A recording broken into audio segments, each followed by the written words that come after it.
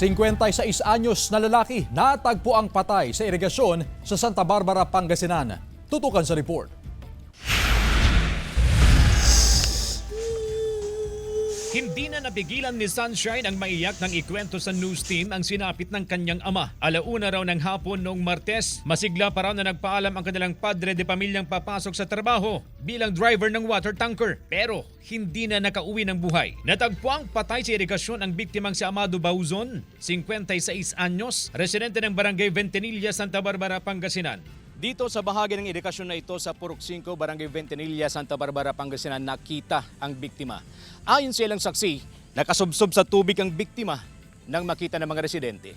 Dinala pa sa ospital ang biktima pero idineklarang dead on arrival ng sumuring doktor. Aminado ang kaanak na may iniindang karamdaman ang kanilang padre de pamilya. Sakit sa puso po.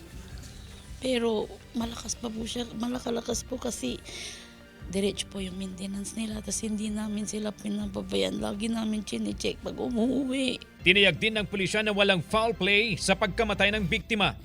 Hypertension.